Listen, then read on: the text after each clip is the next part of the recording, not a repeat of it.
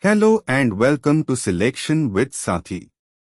Today we are going to answer one of the most fundamental questions in computer science. Why do we need to analyze algorithms at all? If you are preparing for GATE CSE, placement interviews, or coding competitions, this topic is the foundation of everything that comes after. We will learn what running time means, how to measure it without a stopwatch, what rate of growth is, and how to compare algorithms fairly. By the end of this video, you will never look at a for loop the same way again. Let's get started. So, why do we analyze algorithms? Think about sorting. There are many ways to sort a list: bubble sort, merge sort, quick sort, heap sort, and more. If you run bubble sort on a fast computer and merge sort on a slow one, bubble sort might actually finish first. But does that make it a better algorithm? Of course not. The hardware gave it an unfair advantage. That is exactly the problem. We need a way to compare algorithms that does not depend on the machine, the programming language, or the compiler. This machine-independent comparison is called a symptotic analysis. It lets us predict how an algorithm will perform as the input size grows, so we can confidently choose the best approach before writing any code. Let's talk about running time analysis. We write T of n to represent the running time as a function of the input size n. But here is the important thing. T of n is not wall clock time. We do not measure seconds or milliseconds. Instead, we count primitive operations. A primitive operation is something like an assignment, a comparison, an addition, or an array access. Each one takes roughly constant time. So if a function has one assignment and a loop that runs n times with two operations per iteration, T of n equals to n plus 1.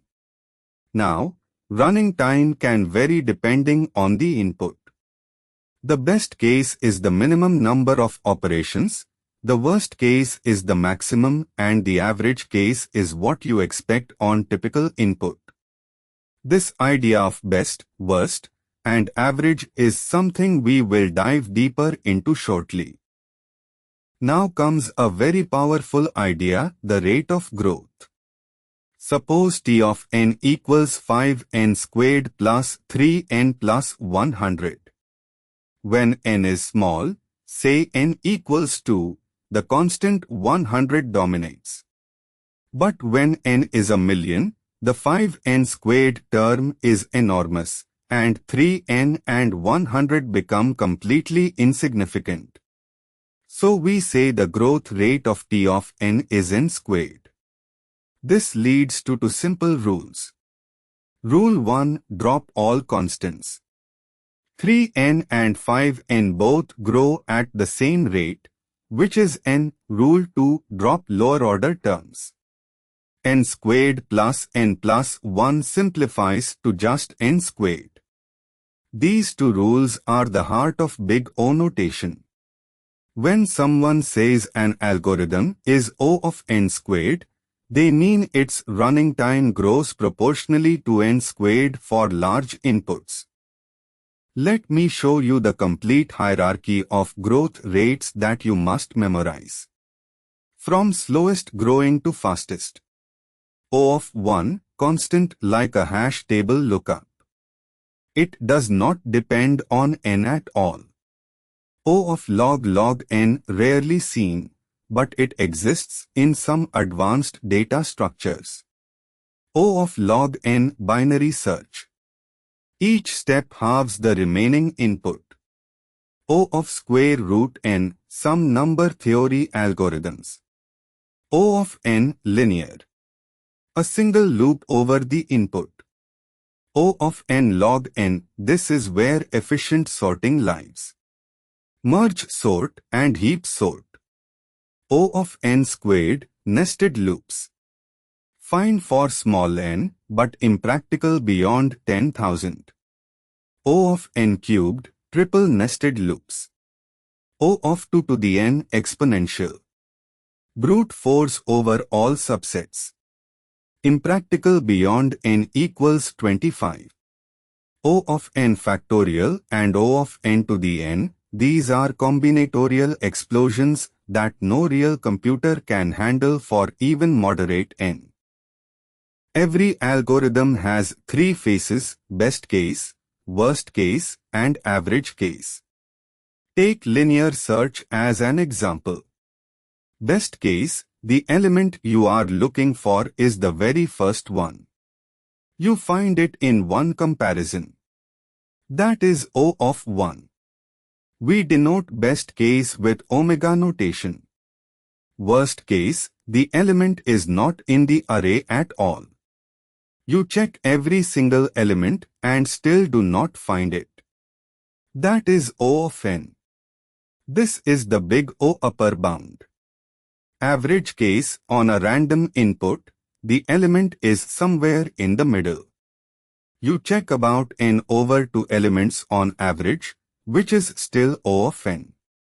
We use theta notation for average case because it gives a tight bound.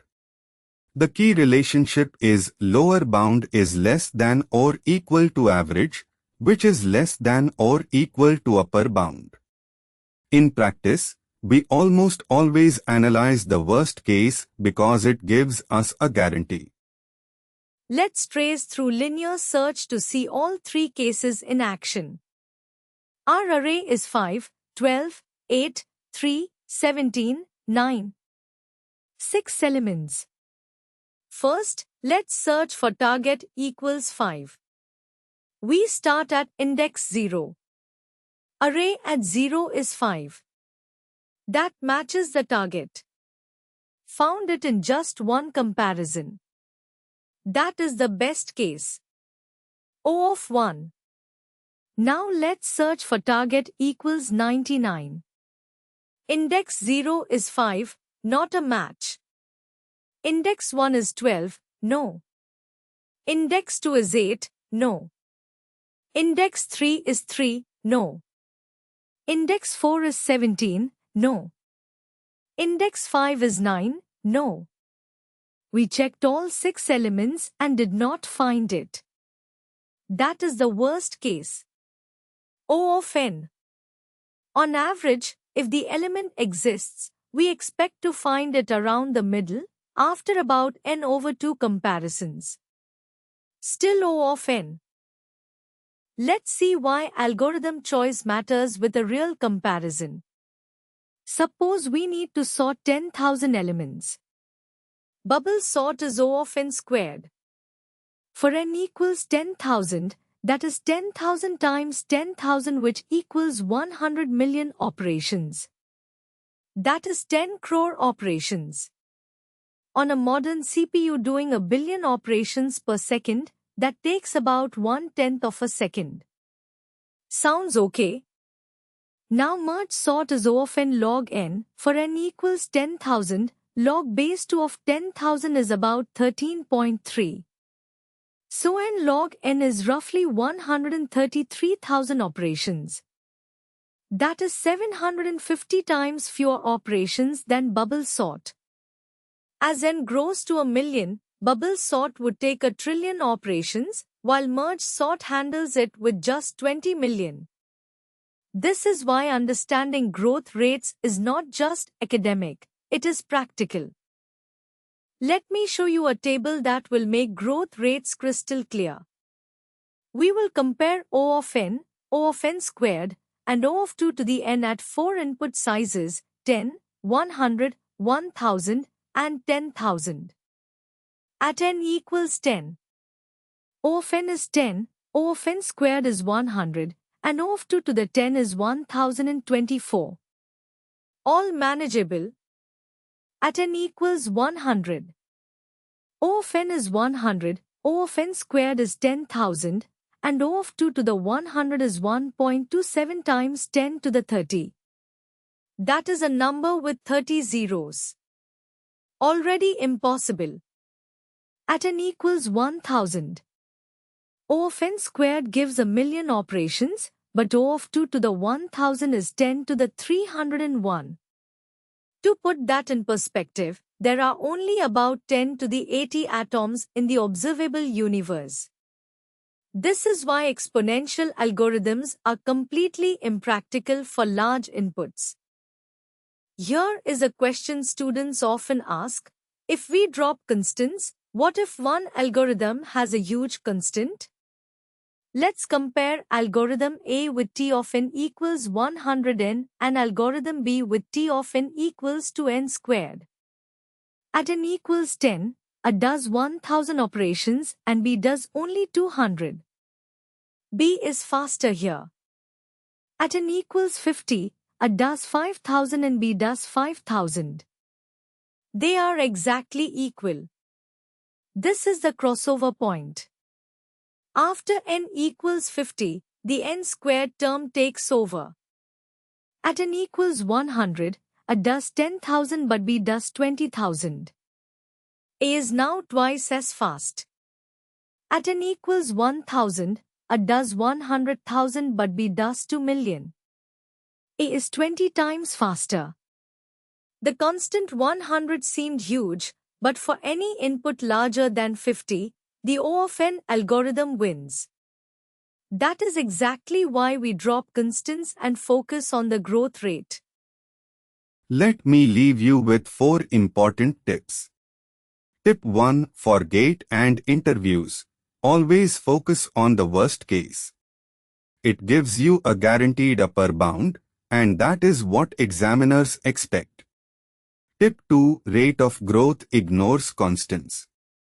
O of 5n is the same as O of n. O of 3n squared is the same as O of n squared. Never write constants inside big O in your answer. Tip 3. O of n log n is the sweet spot for sorting. Merge sort and heap sort both achieve it, and it is the theoretical lower bound for comparison-based sorting. Remember that. Tip 4. When given a complex expression like 4n cubed plus 2n squared plus 7n plus 5, always identify the dominant term first.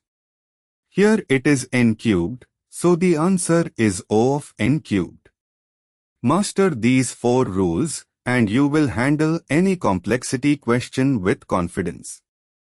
That was why analyze algorithms, the very first step in your DSA journey.